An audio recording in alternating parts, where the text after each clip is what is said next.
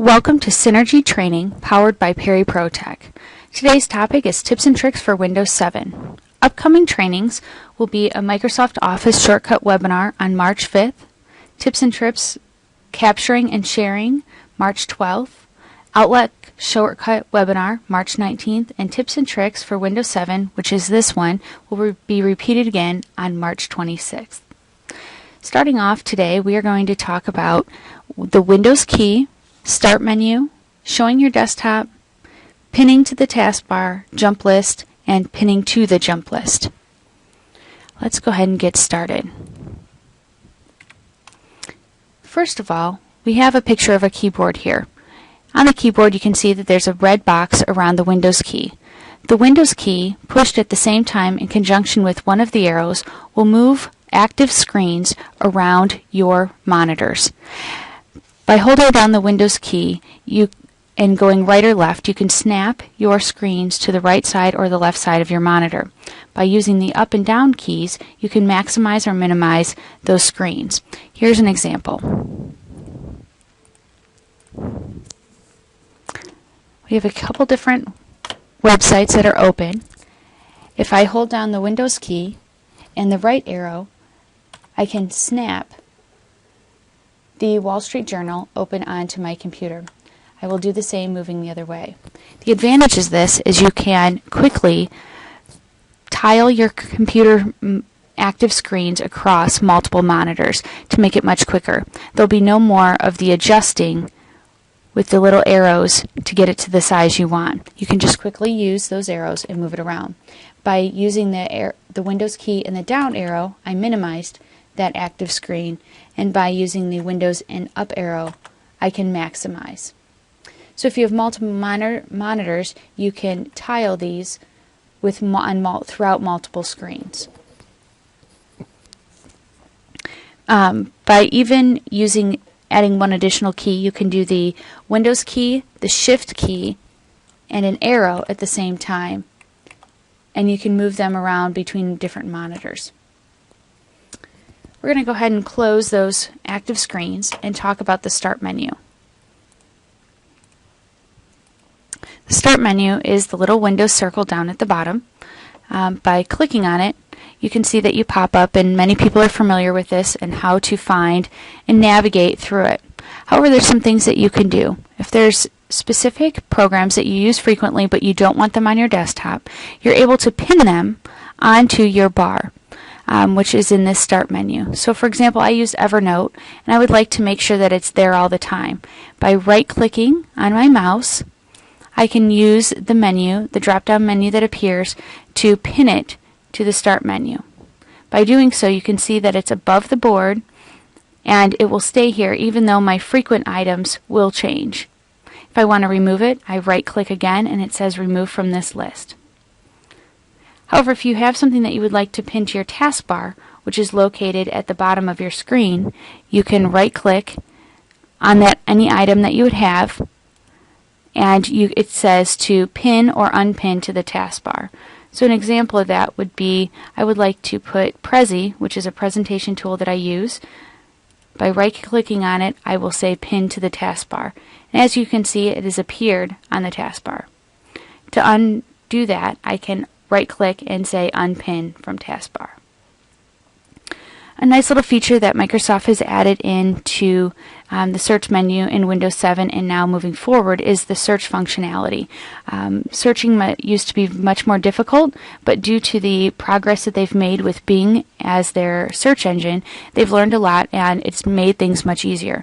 So here's an example. By putting a word in here, I'm going to put Perry, I can see that many different things pop up. You can see that I have documents that have Perry in the title. I have pictures. I also have Outlook contacts that are also listed. And you can see the number of different things that are listed per content area. So there are 11 different documents, 19 different pictures with that associated. And by clicking on it, you can go right to it. Here you go. So it is much more similar to a Mac functionality of searching and not having to know where you stored everything in a specific file structure. Moving on to the desktop, if I have a whole bunch of things on my desktop, which I'll put a couple things back up, but I do want to take a look at what's on my desktop to see something. There's a little rectangle right next to your clock that says Show Desktop. By hovering over it, everything, the windows, active windows, become visible to see through them, and you can see your desktop. If you would like to then go back, all you have to do is move your mouse away and your active windows appear.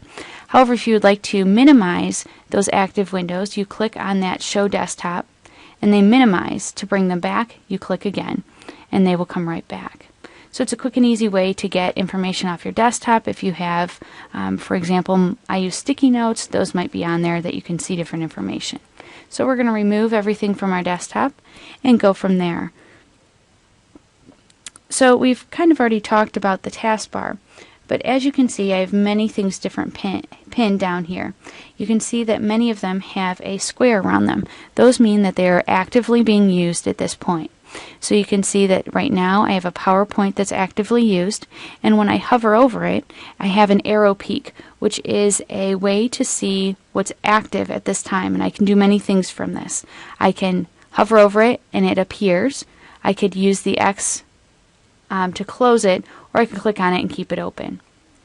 So this allows me to go through the different applications that I have much more quickly.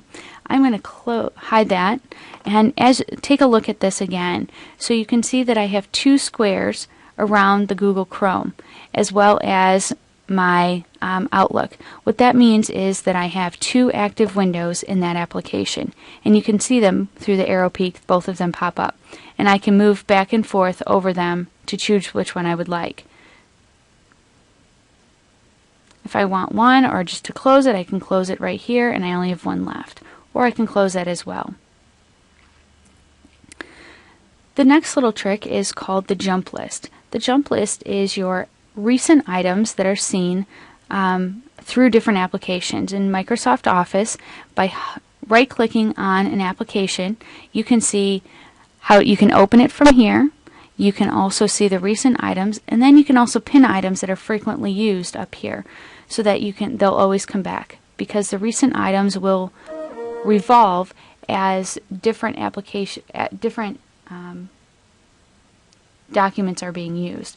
So for example, I use this example often, so what I want to do is click on the little push pin that is next to the description, and as you can tell, it moves right up here. If I don't need it anymore, I just click on it again and it removes from the pinned items. What's nice about this is you can quickly navigate to the different programs that you would like to use in documents. In the past, many people would create desktop links right to those, which is fine. However, you don't have to clutter your desktop with that anymore.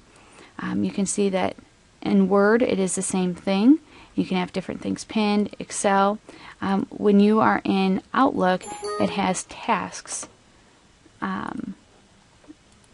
You have different tasks that you can jump right to. So if I wanted to go right to a new email message, I can go from here and it will bring up a new email.